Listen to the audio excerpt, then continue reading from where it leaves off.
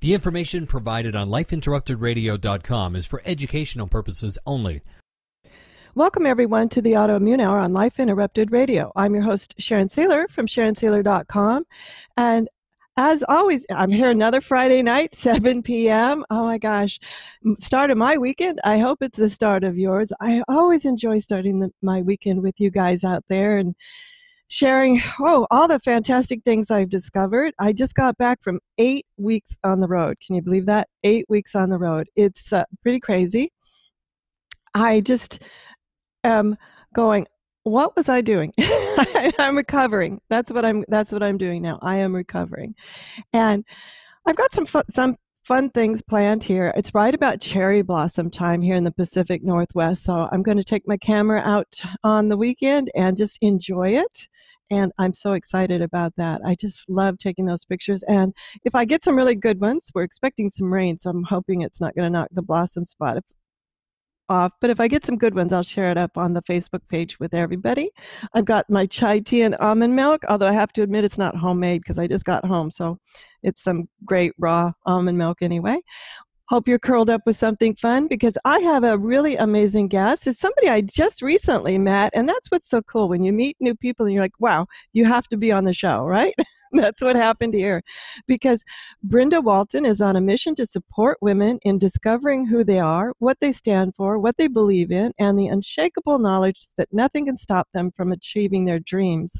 And when I heard about that, I was like, gotta have you on the show because all the time I hear, you get an autoimmune disease, an autoimmune illness, something strikes you out of the blue, and it can just really begin to send you, maybe what I always like to say, on a corner, a left-hand turn, right-hand turn, whatever you want to call it, but it can just sort of knock you for a loop. But she has this wonderful program she calls the W.O.R.T.H.Y program.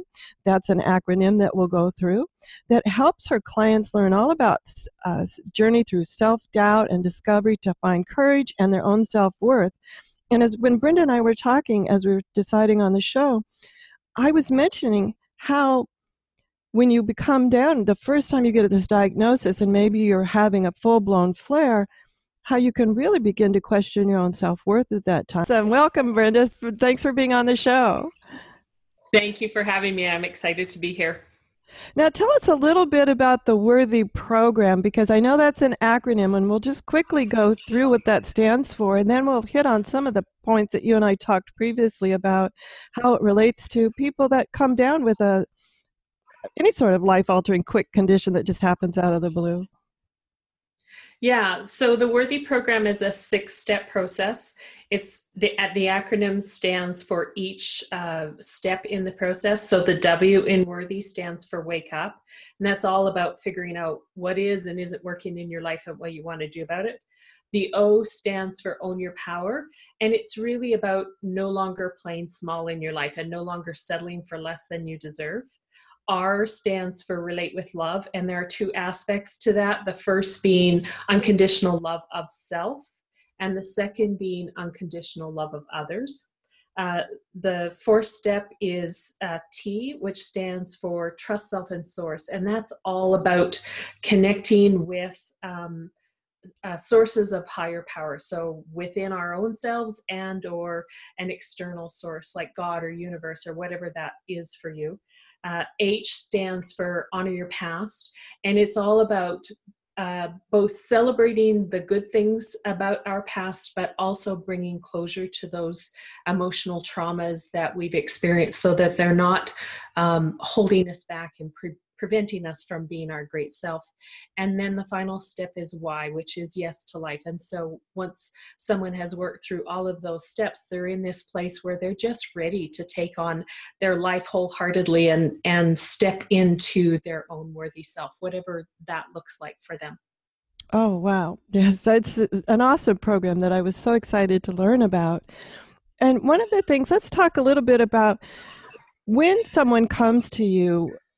Is it usually with a life change? I mean, I'm thinking, is there a difference for someone who comes from that place of maybe they've had a difficulty with self-worth their whole life, or all of a sudden there's been a life challenge that has had them question what's happened? Do you find that they can work through the process the same regardless of where or how long ago this process started for them?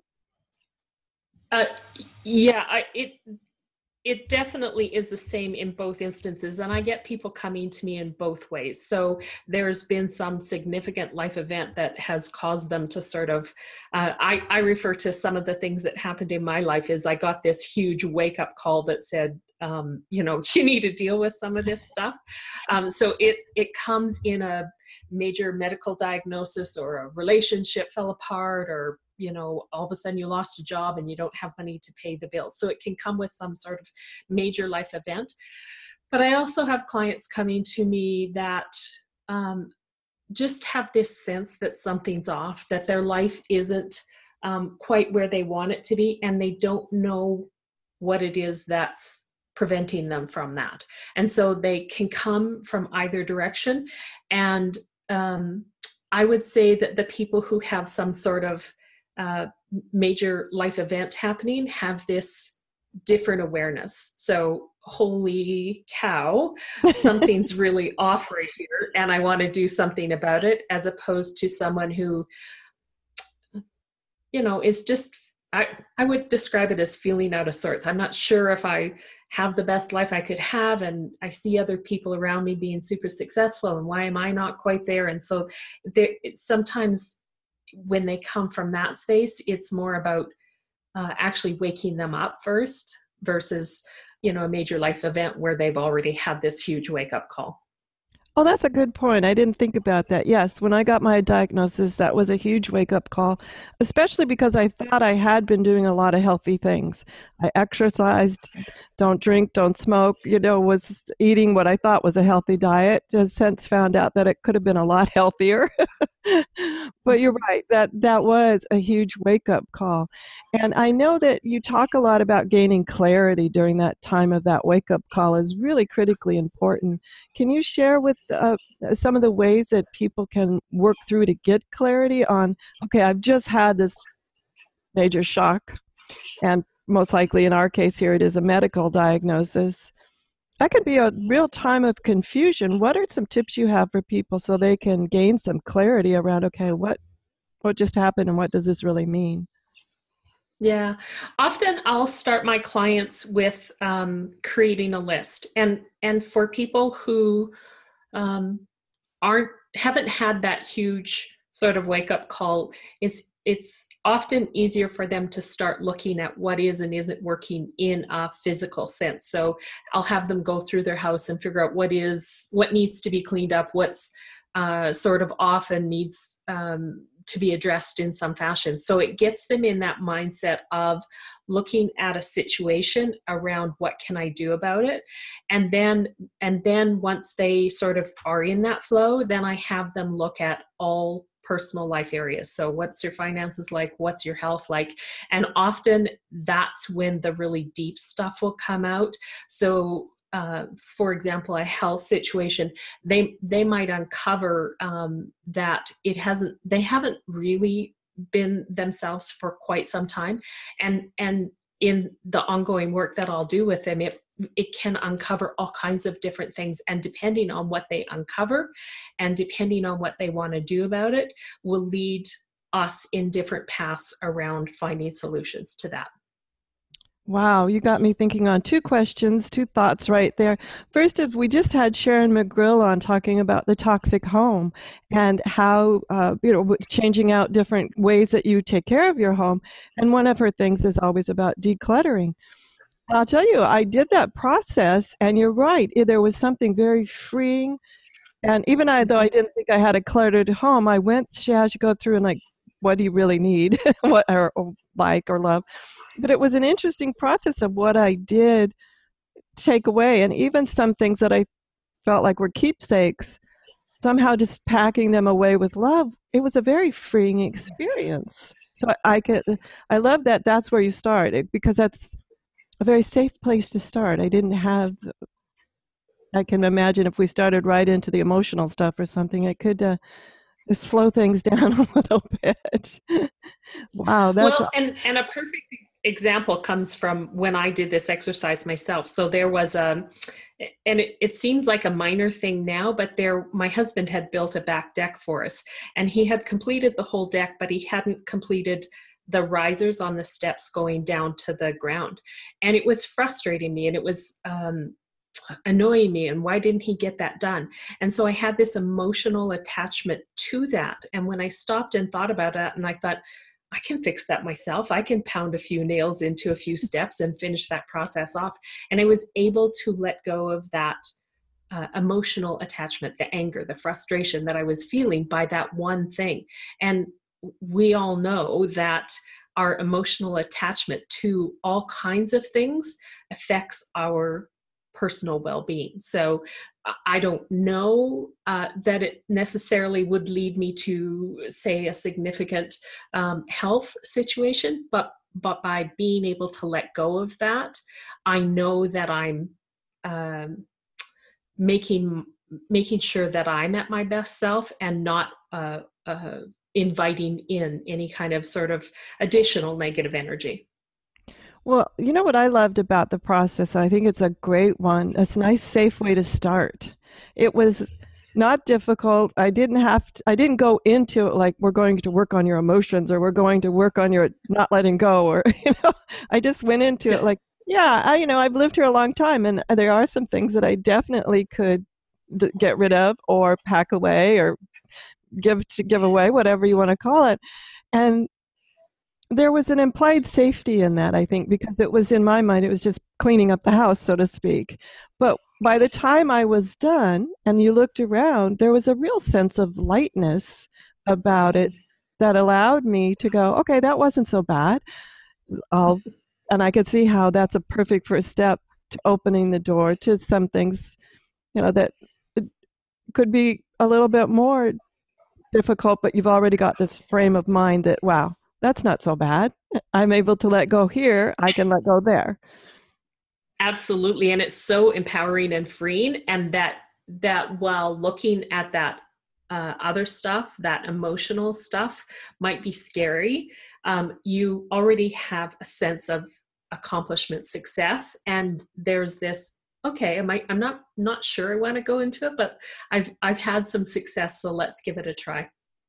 And that's what was fascinating to me, was some of the things I have is just sort of souvenirs around the house. I had a lot of them from my travels and things people had given me and stuff. And I was so-called dipping my toe into the emotion by, do I want to keep this? Do I want to pack it away? Do I want to leave it right where it is? And so I think that is a great first step of learning to let go, is going through your house and decluttering. Maybe Yes. clutter is too strong a word, because some of the stuff I didn't consider clutter. It was just like, maybe it's time to refresh everything, start over. And what do you want, right? What's serving and supporting you in your home space, and what needs to be released because it's no longer serving and supporting you. It was a beautiful thing at the time. It evokes beautiful memories, but is it serving your highest good right now? Yeah, thank you for bringing that up. That is so critical, that idea of right now. Maybe it did serve you then. And that was true. I had several things where like, why am I keeping this? So thank you, Brenda. I love the concept of how you help us gain clarity. And I wanted to work through some of the different steps of this. Then we go into the O of own your own power. Now, guys, I'm just skipping over a lot of these depth of this here because we only have 50 minutes with Brenda. We'll probably have her back, but we only have 50 minutes with Brenda. So I want to make sure that we get some tips on all of these different sections, so you have some things to take away. And so the second one is own your own power. And that one I was so fascinated by. It was so many steps that I think are absolutely important that when we're recovering was find your own voice, learn to trust your intuition, and transform your inner critic to your inner coach. And to me, those three spoke so loud as when I was dealing almost weekly or daily sometimes with what I'll call white coat authority, is trusting my own intuition and finding my own voice to speak up and say yes or no, that will or won't work for me, or you're not listening. That was a common one. Yeah.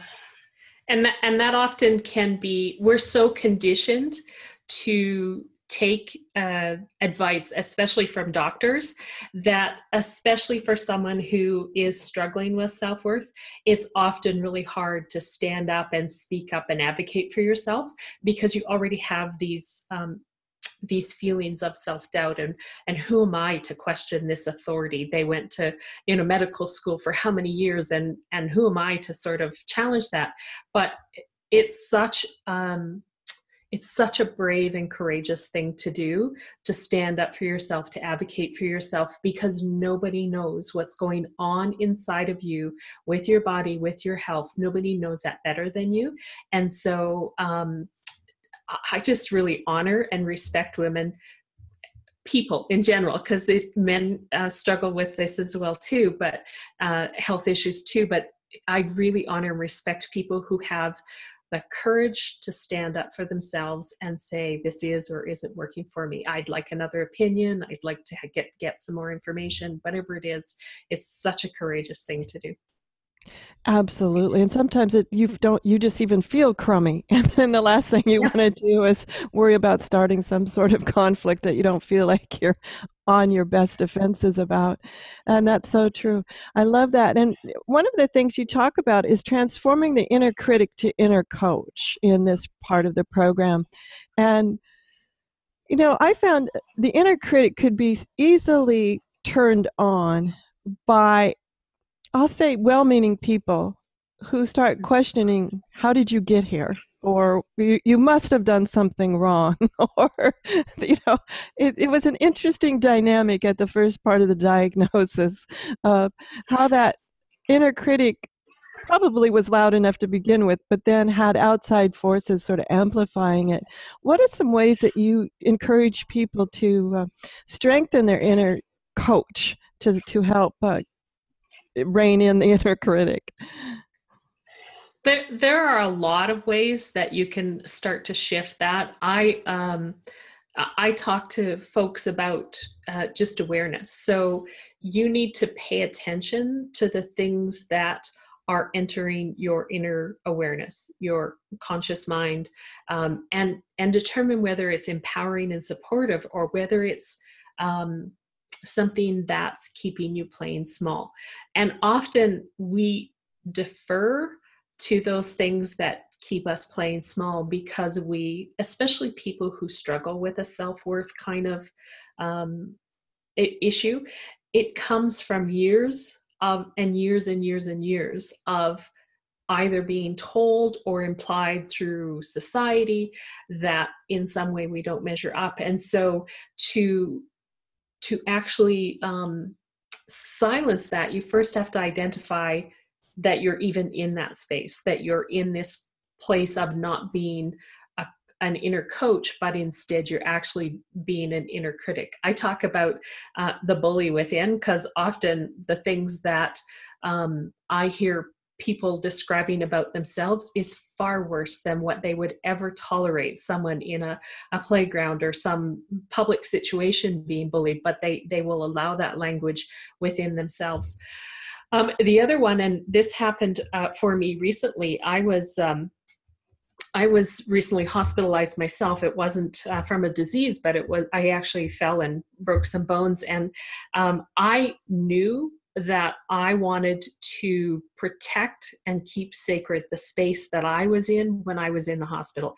Emergency can be loud and noisy and a lot of commotion going on. And then once you get taken to the room, and even after surgery, there's people coming and going and visitors. And I just wanted to make sure that I held my energy in the highest space and the most powerful for my own good and my own healing. And so I very intentionally every day would put my headphones in and listen to meditations on my iPhone while I was just in bed, and it would help me fall asleep, and I'd have a deeper sleep, and it would just keep me in a positive frame of mind. And there were times when the nurses came in and commented on how incredibly calm and peaceful I seemed while I was there. And I just smiled and I went, yeah, I'm taking care of myself in the best way I know how to.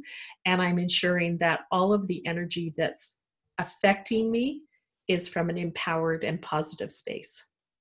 Oh, beautiful. And I love that technique of having The meditation's already there, right with you, to be able to just tune out the world. Awesome. Great tips. Thank you so much. Let's jump forward. And like I said, everyone, the program is much deeper than we have time to go for here, but I want to jump forward to relate with love. You know, that there are a couple of points in here that I really resonated with. And one of them that I find that people get stuck in a lot is what I like to call forgive. And I know Dr. Anita Sanchez, which we've had on, she calls it forgiving the unforgivable. And here we have forgive past hurts. And to me, it's so important that people understand that how forgiveness works. So let's talk just a quick little brief talk about what it means to forgive and how it actually does affect our physical body. Relate with love has the two aspects, and one is unconditional love of self, and the other is unconditional love of others, and that comes from a place of non-judgment and from forgiveness. And often I find the place that's hardest for people to start with is unconditional love of self, and so I really get them to work on that and just appreciate that they're perfect, whole, and complete, just that the way they are. And then it's easier for them to go in and deal with the forgiveness and past hurts. And I use this technique called RIM. It's RIM. It originally stood for Releasing the Inner Magician. It was a book by my mentor. And it's a way of taking people into this deeply meditative state and identifying and resolving past hurts, past emotional attachments to things, and truly getting to that place of forgiveness. So it doesn't change the event that happened. The event still is a factual part of our lives, but it changes our emotional attachment to it, because it's the emotional attachment to the events, the past hurts in our lives, that keeps us stuck. It's not affecting the person who may have harmed us or hurt us or whatever. It's keeping us stuck. It's keeping us playing small. It's leading us into, health crises or bad decisions for finances or whatever it might be, but it's affecting us. And so by finding a place of forgiveness and compassion and moving through that, you come out stronger and more empowered. And I have a beautiful example of a client that I worked with, and she had some significant childhood trauma, both physical and emotional abuse. And in the RIM process that I was doing with her, she, in this meditative state, found in her childhood home, in her closet, in her bedroom, this box of memories of events that had happened to her. And she remembered as a child putting them in this box and locking them away so that they couldn't hurt her anymore.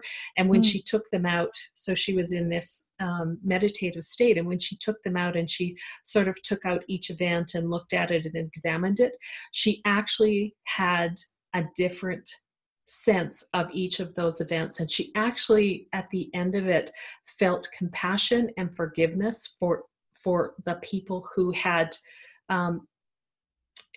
been in that situation with her, and felt lighter and freer at the end of it, because she could let go. She actually could, release all of those things out of that box and let them go. And she was just an absolute lighter energy at the end of that session than she had been when we went into it. Wow, what a story. How amazing is that? Yes, I'm a huge fan of forgiveness, and we sponsor Project Forgive here on the show with Dr. Sean Duperrin. But I think forgiveness is misunderstood, and you had beautiful explanations of it. I think oftentimes people think forgiveness is for the other person, and for me it's always about my own health and my own being and my own comfort and my own state of being. That I've heard an old quote of something about holding regret, holding past things against things against people is like taking poison and waiting for the other person to die. It just doesn't work, guys. You gotta let it go. You gotta let it go. And we've gone over the different parts of the acronym for WORTHY. We've talked just briefly the surface of this on the wake up is the W, the O for own your own power, R, relate with love. we're going to jump ahead here into T for trust, self, and source. And there's so many tidbits on this one, so many little points on this one that we could get into. But one of them is that really had me interested was the ability to be more present and aware in your life. I think oftentimes it's so easy that if we're in physical pain, sort of to shut all that out. What tips do you have for people to stay present and aware, and how that can transform what the experience you're going through? Yeah, and often it's easy to get caught up in the day-to-day busyness, the running to doctor's appointments, whatever it might be, that taking time to be present in every one of those moments and having gratitude for all of it. And so, and that might seem weird to have gratitude for an illness that's really incredibly challenging, but I think gratitude brings more. The more that we can focus on gratitude, the more that we can focus on the positive aspects of everything that surrounds us, the more positive energy we bring towards us. And so I think the more that we can be intentional in that, the more that we can invite more of that healing, positive, powerful energy towards us. And so I just think it's such a valuable thing to be totally present in every moment and not worrying about the future, dwelling on the past, but really appreciating the here and the now. Oh, yes. And I'm such a huge fan of gratitude. I'm glad you brought that up. One of the things that I've shared, and I'm trying to remember, one of our beautiful guests is the one who turned me on to this, but I can't remember who it is. I'm so sorry. Was this idea of speaking to your body, being grateful to your body. Thank you for waking up today and breathing all night long. Thank you for, being able to stand up or whatever it is. Sometimes it is just being able to roll out of bed maybe or put your feet on the ground. It can be as simple as that.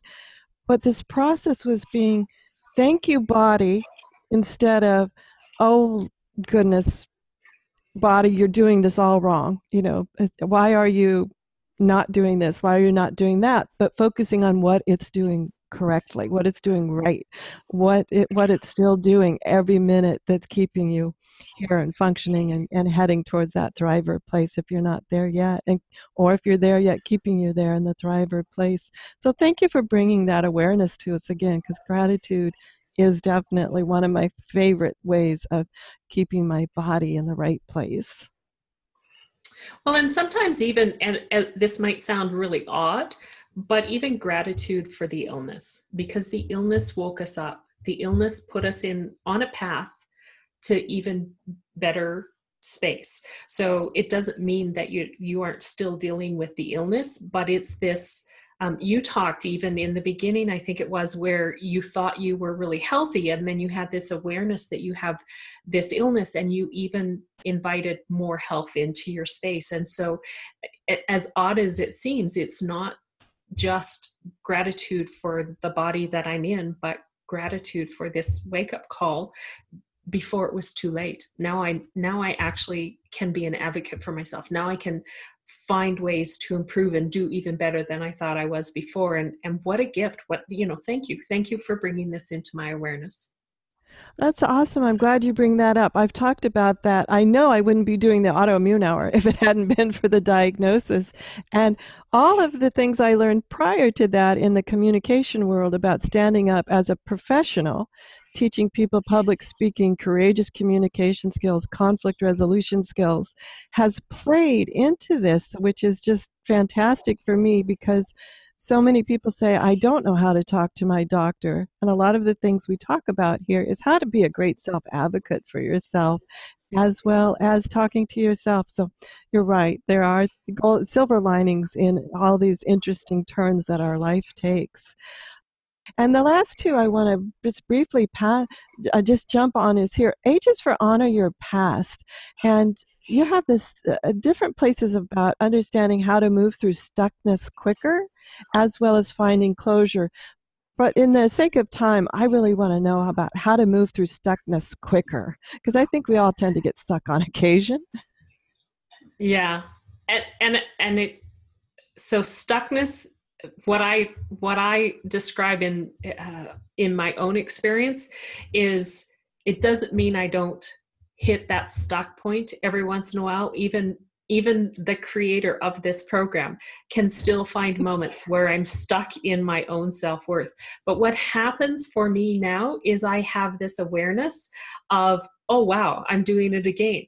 And I can move through it quicker because now I have an awareness of how being in that place of feeling unworthy is no longer serving me. And so, I had a situation just recently where I was kind of in it myself, and I just reached out to whoever I could, the coaches in my life who could support me and just get me through that quicker, because the more I stay in that, the more unhealthy it becomes for me.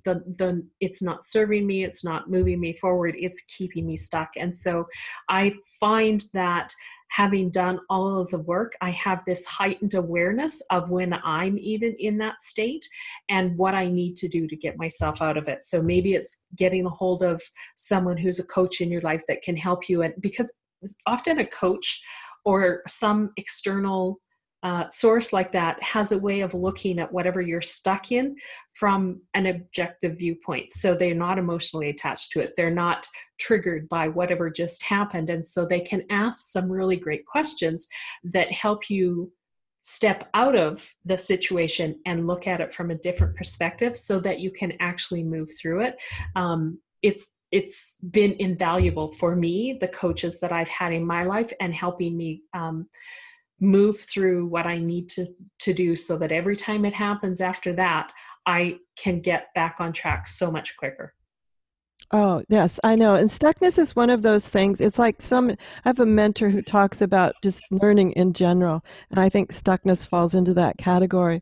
He says to me all the time, he says, when we're learning something, it can be a long time between what we do and when we recognize it. But you know you're getting better when that time gets shorter, when you do something and you recognize it. And as long as that time is getting shorter, and it sounds like your time was pretty short, it's like, uh-oh, here we go. let's get out of here. That I love that this idea of, because every time I do something and I think about it, I'm like, okay, yeah, Sharon, you're learning. That time was getting shorter. The time is getting shorter until the point where it can happen pretty simultaneously at times, which I love that. So thank you for bringing that, because I think we all can get stuck, and especially with an autoimmune disease, if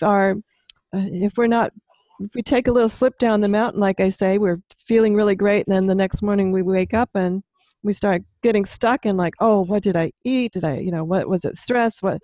We can start actually even sliding backwards a little bit. So I appreciate that. One of my favorite quotes is a Brene Brown quote when it relates to that. And she says, once you see a pattern, you can't unsee it. So once you're aware that you have this pattern, once you're aware that you have this tendency to get into a place of stuckness, of unworthiness, you can't unsee it. Yeah. I like to say a good coach sometimes states the obvious, but the obvious isn't obvious until somebody states it. I think that's a good coach. There are many times with my own coaches that even being a coach, guys, we have coaches. Both of us have coaches, even being a coach, is that there's so many times when my coach will say something and it's like, oh, it's like, yes, you're right. But sometimes, like I said, the obvious isn't obvious until somebody talks about it. Yeah. Fascinating how that happens. But let's zip right along, because I want to make sure we have plenty of time to talk about worthywoman.com and your brand new best-selling book, Women Who Influence. So let's jump into Yes for Life. Yes to life. That's my favorite part of it. Absolutely. That keeps us moving forward regardless. I like to use the yes for life from the beginning. So when with this program, I sort of did yes for life the whole way through. And, ending with it is a great celebration too. But, it keeps you motivated. But let's talk about a few of the little things about yes to life. So yes to life is such a wonderful step, and I love watching my clients when they get to that point. So they really have worked through all the previous steps, and they're at this place of, I am going to do whatever it takes to continue to move me forward in the direction that I've identified for myself, and do consistent steps every day to keep moving me forward. And so at this point, I describe clients as becoming master manifestors. So they're at a place where they've sort of resolved some of the big stuff in the previous steps, and they're at a place where they have absolute clarity about what they want and what they don't want, and how to go about achieving it. And when you have this powerful clarity about what you want and what you don't want, it's fascinating how quickly things begin to manifest themselves. Oh, so maybe absolutely.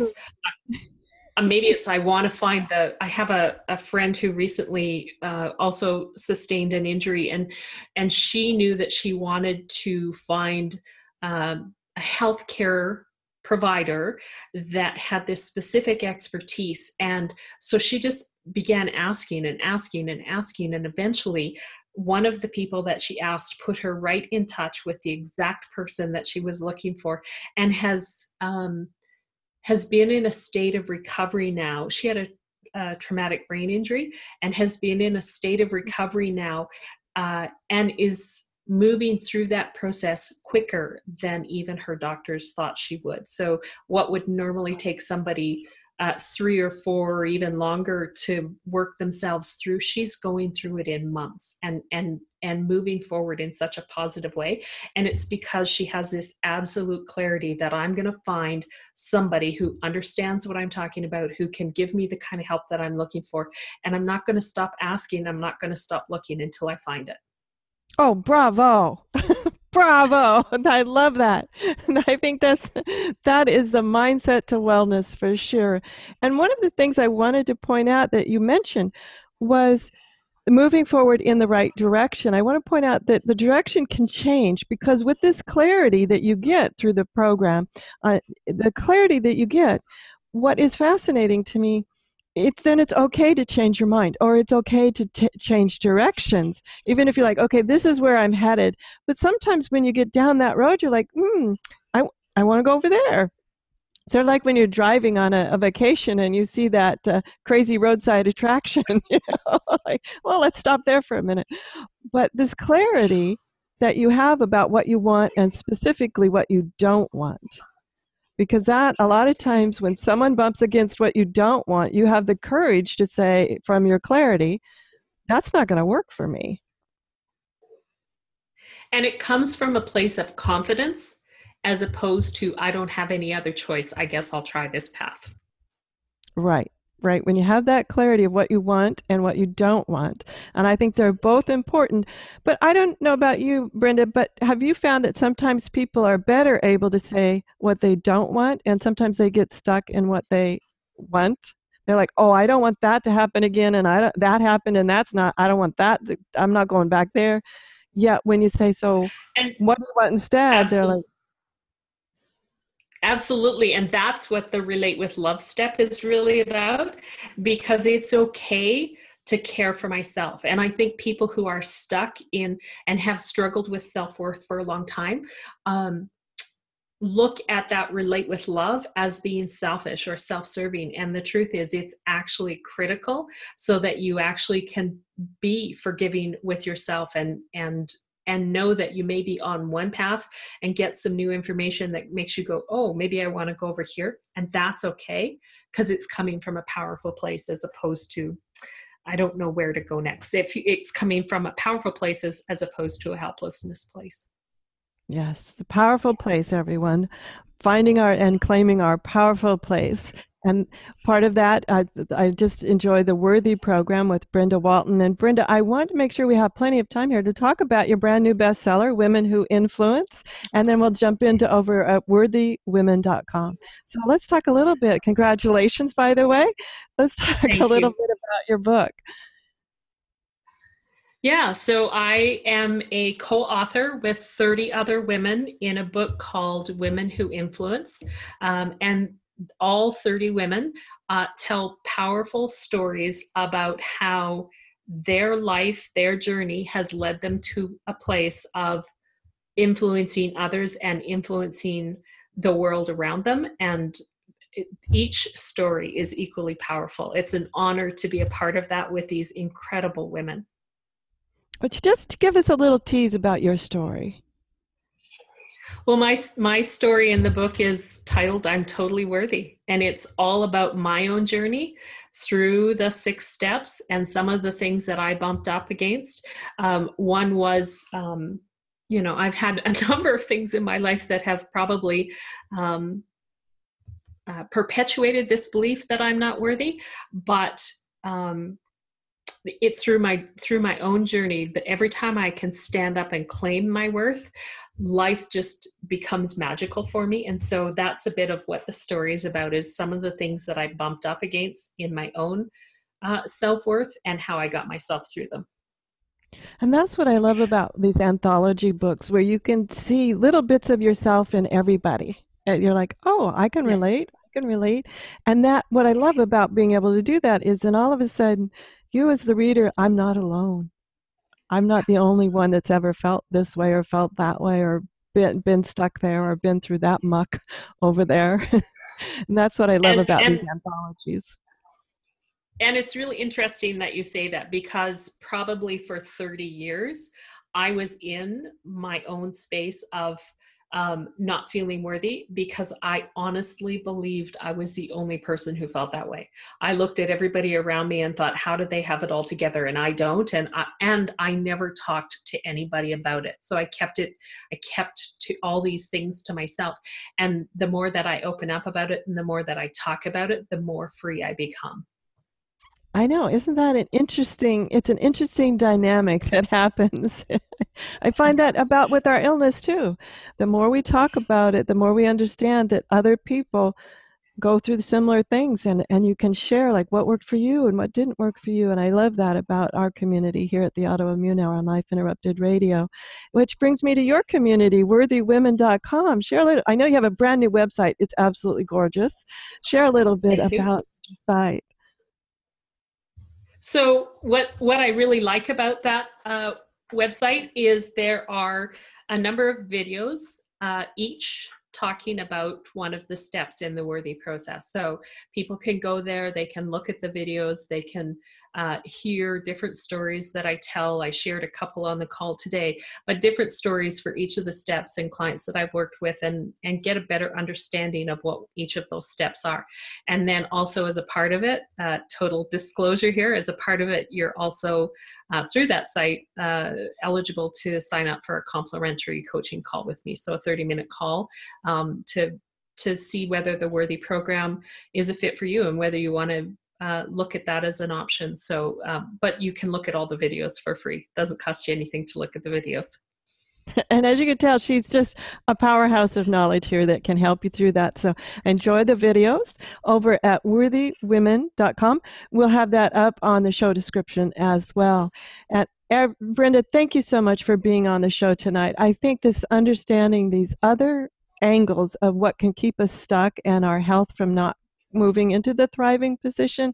I know when I started looking, at first it was purely physical. And then I realized that it's mental, emotional, spiritual. The whole package has to energetic, has to be all in alignment for be able to move into that thriver place. So thank you for sharing your Worthy program with us tonight. Thank you so much for having me. I really enjoyed my time. Everyone, be sure and jump over to lifeinterruptedradio.com, and you can sign up for Transcribe Tribe. So anything you heard today will be in a transcript as well. There'll be the video clips as well as the whole audio over there. If you want to listen again, jump over to lifeinterruptedradio.com and get your transcript as well. And all the other shows, I don't know, we're 170-ish plus now episodes in the 4 years we've been on the air. They're all there. I think they're all there. We might have missed one or two. if you find one that you want, just drop us a quick note over there on the contact page at lifeinterruptedradio.com. Join us at Facebook, please. Keep the community going and thriving and commenting and cheering each other on over at Facebook, Life Interrupted Radio. Really appreciate your support there and keeping the community thriving as well. And join me next Friday night for another episode of the Autoimmune Hour, 7 p.m. Eastern Time is when we're always here. And you can always jump over to iTunes to find everything in podcast as well. If you have liked what you've heard, please give us a positive review on iTunes. Much, much appreciated to keep the show going strong and growing. And everyone, have a great weekend, whatever your adventures. Join me next Friday night. And as always, enjoy.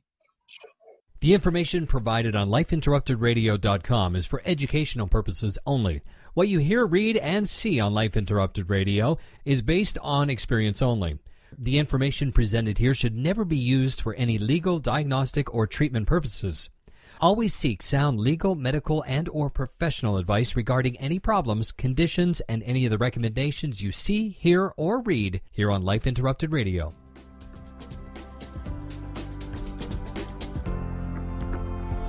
You've been listening to Life Interrupted Radio. To learn more, listen to other shows, and gain free resources that can help empower your life, be sure to stop by lifeinterruptedradio.com.